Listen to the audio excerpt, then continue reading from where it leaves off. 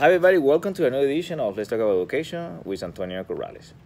We have talked in this show before about several educational programs, how to manage them, and we have also talked to students, we have talked to administrators, to teachers. We have never talked about running and managing an environmental friendly program, a program to look for conservation and trying to change the environment for good. Well, today we have the honor to have with us Charriss York. Hi. Who is in charge of a program about environment and about conservation. And she's going to explain us in simple terms the impact that this type of program have on students and society. Charriss, thank you so much for being with us today. Thanks for having me. Absolutely, I appreciate absolutely. Why don't we start by letting you introduce yourself to the audience and kind of letting them know how do you get to where you are in your career? Okay. So my name is Charriss York. I work for the Texas A&M AgriLife Extension Service. We are a program of Texas A&M that has staff all over the state of Texas. And those staff run a number of different programs, everything from 4-H to the Master Gardeners to the Master Naturalist, through a number of different offices. The office that I work at is called Texas Community Watershed Partners. We're based in Houston, right down the road from Johnson Space Center, right down the road from University of Houston Clear Lake. And we look at things kind of from a water perspective and a watershed perspective. So a watershed is simply an area of land where when it rains, all of that water drains into the same body of water. So right now, Clear Creek is just over our shoulder away, so we're sitting in the Clear Creek watershed. Okay. And so it's just another way of thinking about the land and the community and how to address environmental issues that we have. Well, and now that you're mentioning water, we're right now at a park in League City where we have a system, for example, in the roof, and I'm going to put a picture at the end, where we see that we recycle the water and it goes to a cistern, and I'm sure it goes through a system to clean the water. So why making, of course, kind of like we know that the 70% of the planet is water, but why so passionate about the water, and how do you come up with that idea of, making water a priority within your program? Sure. Well, Houston is the Bayou City, right? We have water everywhere. Anytime you're driving around, you're probably driving over a bayou, a creek, a stream, a lake, whether you realize it or not. And actually for us, it's not a lack of water. Some places it's drought that they're worried about. For us, it's generally too much water. Exactly. Or we also have water quality issues. So a majority of our bayous in this area are considered by the state of Texas to be impaired, to have high levels of bacteria or low levels of dissolved oxygen. And that can be directly linked back to the decisions that we as individuals make, because what we do on the land impacts the water. And so decisions that we make affect the water quality in the bayous. And these particular types of pollutants that we see are directly linked to urbanization and people, more concrete, that sort of thing. And so we are the ones causing those water bodies to be impaired. Super interesting. Now, because people tend to think, when you think about water problems, people think about lack of water. Exactly. A lot of people don't think about, we have too much water, and we're thinking about the quality of the water. But now, tell us a little bit about what you do, because you do a lot of the work that you do in your organization is tied to education, because you're constantly educating politicians or college students. And so tell us a little bit for our viewers, what are the things that you do to spread the word about water conservation, water quality, and also to teach and train politicians and college students about your goal and missions? Sure thing. So working for the AgriLife Extension Service, the reason why we exist is to be a connection between the university and the public, and to bring the university-backed science and research to the general public in a way that is useful and meaningful to them.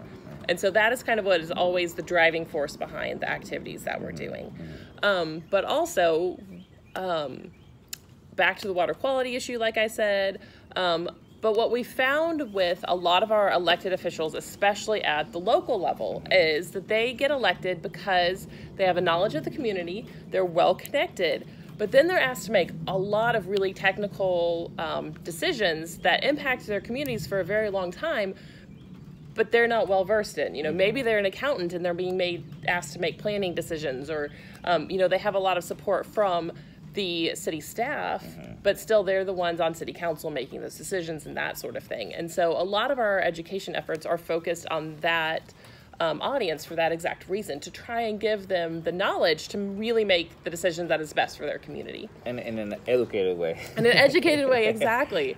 So, like, for instance, we are sitting here in the Girardi Family Water Smart Park. We're in League City. It's on Louisiana Street, if you want to check it out. And so this is a project we did with the city of League City for a couple of different reasons. We were able to get funding from the Texas Commission on Environmental Quality that is related to water quality for the issues that I mentioned. And so we put in practices here like rain gardens, the rainwater harvesting tank that you mentioned, swales, native landscaping, some pervious pavement. All of these are different ways to capture and treat, or to capture and filter stormwater before it runs into the storm drain system and then into our bayous. Because you didn't have much here before you No, guys took over, right? This was an undeveloped piece of land. Okay. It's about 4 acres. And so it was set aside when the neighborhood around was constructed and has always been intended to be a park. Okay. But the city had owned it for about 15 years and had not developed it yet. They were kind of trying to figure out what was needed and what could be here. There's some amazing old oak trees at this facility. Yeah, you were to mention about a couple of trees that were really old, right? Yes, there's 2 trees. The city of League City actually has a historic tree list record that I think that they put together, and there's 2 trees here in the park that fall on there. There's the moonshine oak, which gets its name because back in the day this all used to be farmland, and the workers who were here were primarily of Italian descent, and apparently they had a still under that tree, and at the end of the day when they were done working, they would go sit down and have a little break and a little drink at the end of the day. And then there's another tree, the Girardi oak, which is behind us. I guess we can't actually see it. And a good picture. That the city actually paid to move about 5 years ago. It's where Louisiana Street was being expanded. So the road actually exists now where the tree used to be. And so the tree had originally been slated to be cut down, but the citizens of League City said, no, this is a really important tree to us. This is old, it's historic, it's unique. We want to keep it. And so the city paid to have the tree moved here.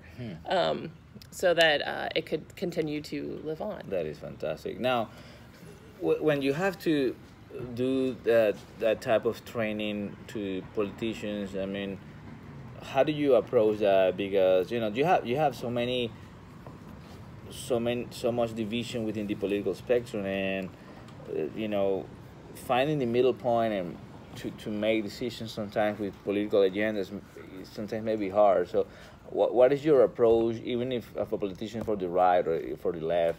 How do you approach your educational intentions to kind of elevate the level of awareness about what's going on? So from my perspective, I don't care what somebody's politics are. At the end of the day, I think people get into politics because they want to make an impact, especially local politics. They want to do what's right for their community. They want to help the right decisions be made.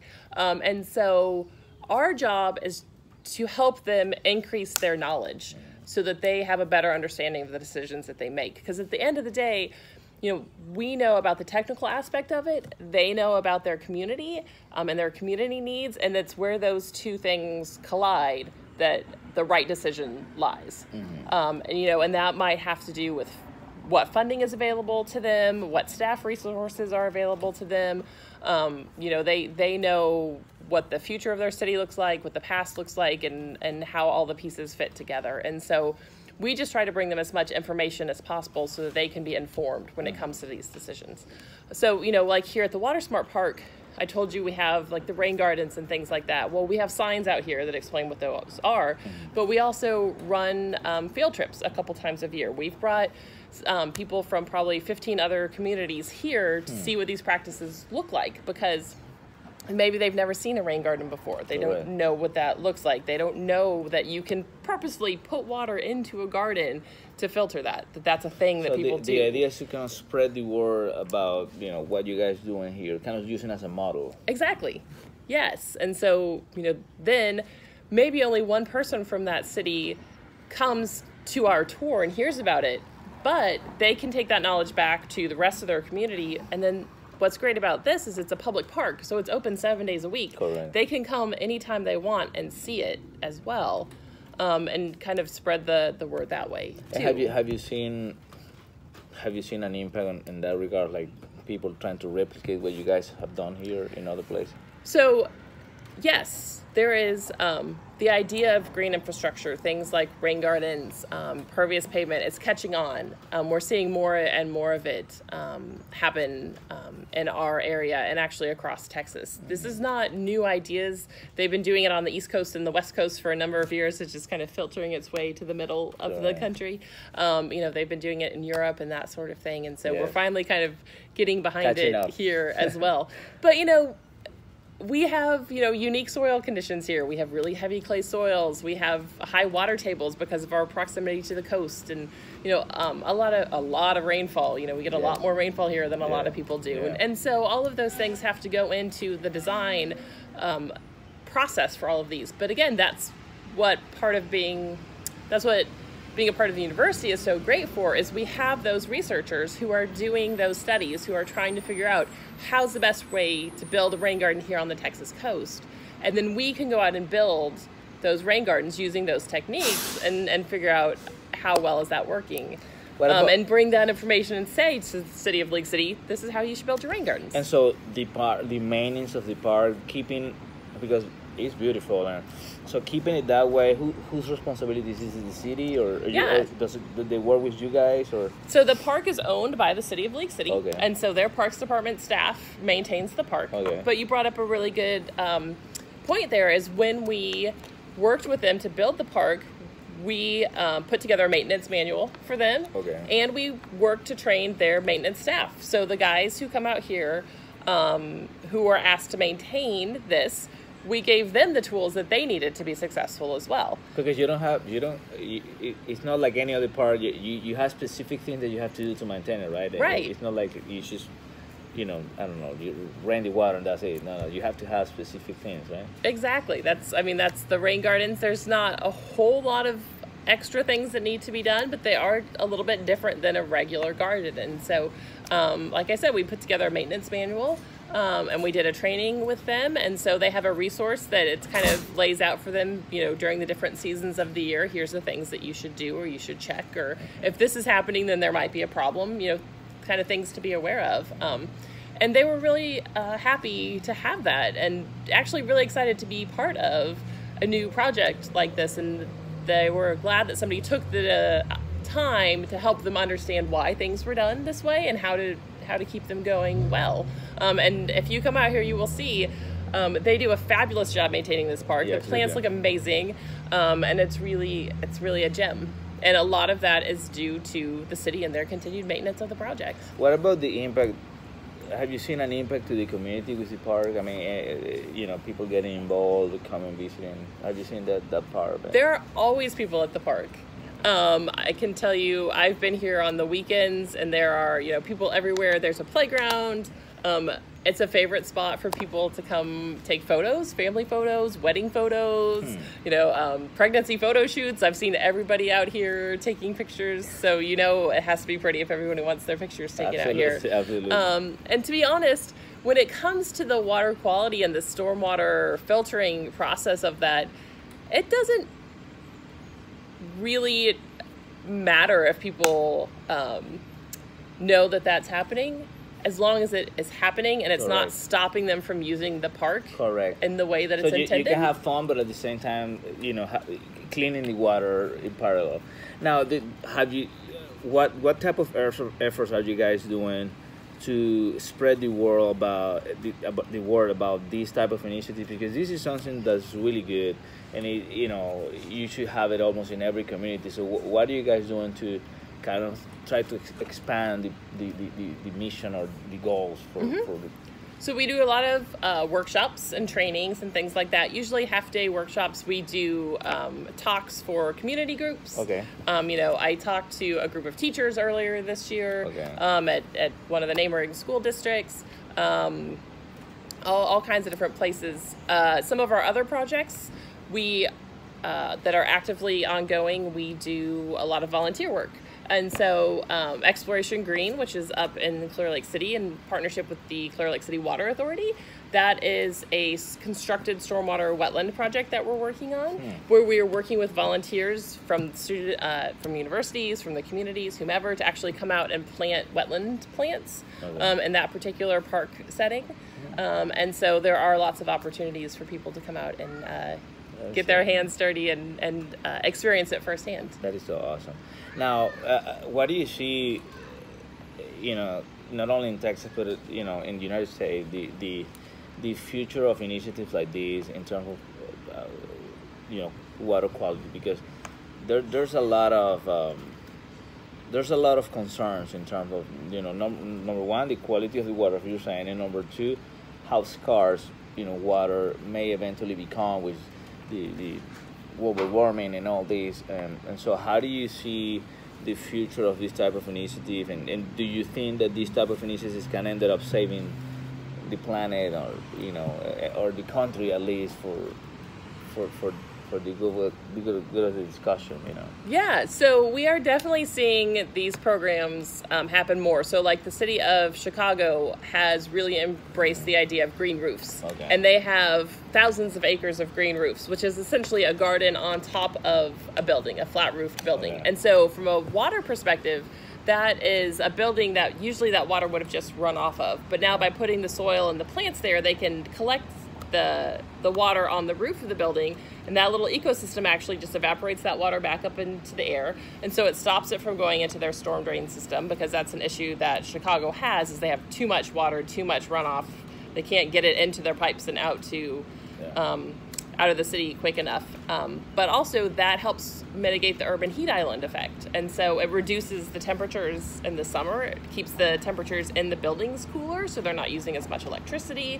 So there's a lot of added benefits and things like that that come from the green roofs. Kansas City is another city that's really adopted the rain gardens. They have a 10,000 rain garden initiative where they're trying to build 10,000 rain gardens in their city. That is awesome. To help capture and treat that water. So I think we're headed in that direction. I mean, I have not heard of some massive program from the city of Houston yet, but things are catching on to the point that I think that's probably a direction that we're headed in. Well, hopefully, eventually, these type of initiatives will become part of the pre-K through 12 curriculum. Where we can reach out to children, even since they're little, to kind of elevate the level of conscience about, water conservation or anything else. It's important. So we have done some different projects with schools, putting in rain gardens and different things like that on their campuses. And in fact, just this last year, I worked with a teacher at Dickinson High School. They had funding through another group and were wanting to put in a rain garden. I just kind of provided them some technical assistance and helped them figure out where to put the rain garden. They want to do it in their school? Yeah. So they built it this spring. They built a rain garden at Dickinson High School. That is awesome. Like I said, it was really the teacher who was the driving force behind that and making it happen. But I was able to come in and provide technical assistance, help them figure out where to put the rain garden, how big it should be, what kind of plants they should put in, that sort of thing. And then the students and the teachers, the design and all the other components of that kind of worked the math aspect of it, of how to figure out the depth and the width and all of that, and how many plants they would need, and they then did the design of which plants go where, and they built it themselves and did all of that. That is so awesome. Now, so for administrators and teachers and educators in general who may be looking at us right now, if they like what they hear, where can they contact you to? And I'm going to put your information at the end, but generally, what's the best way to reach out to you? Sure thing. So my program that I run is called Green Infrastructure for Texas, and so our website is agrilife.org/gift, GIFT, or Green Infrastructure for Texas. Okay. I also want to point out that at U of HCL, you guys have the Environmental Institute of Houston that does a lot of really great work, and we partner with them on some of their teacher workshops and things like that. I have in the past given talks and things as components of that.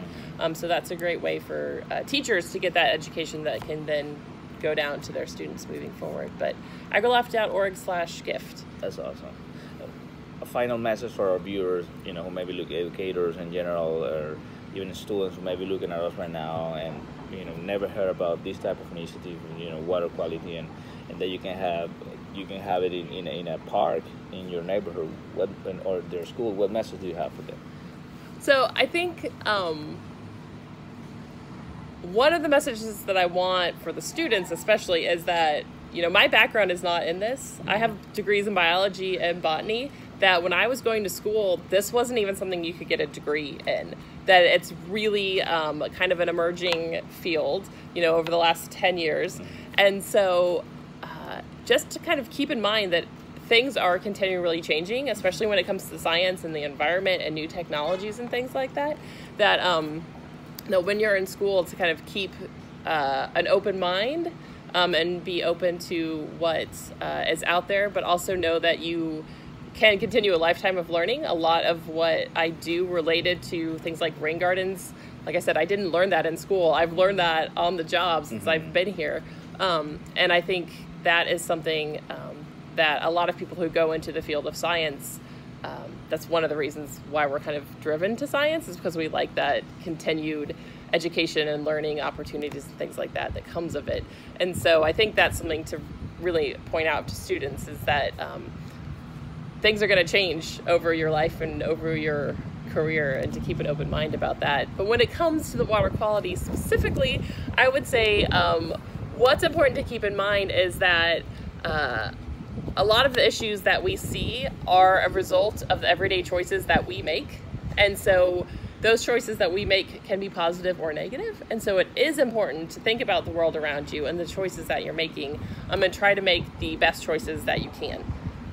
And so it really is the cumulative actions of all of us. And one person's choices really do matter, because 1 + 1 + 1 + 1 gets you up to the 1,000 that really makes the difference. Absolutely. Well, thank you so much. That's a beautiful message. And viewers out there, remember that we have this interview and many others on Antonio Corrales YouTube channel. Let's talk about education with Antonio Corrales and StarlingEvaluation.com. Please help somebody today, and see you next time. Thanks.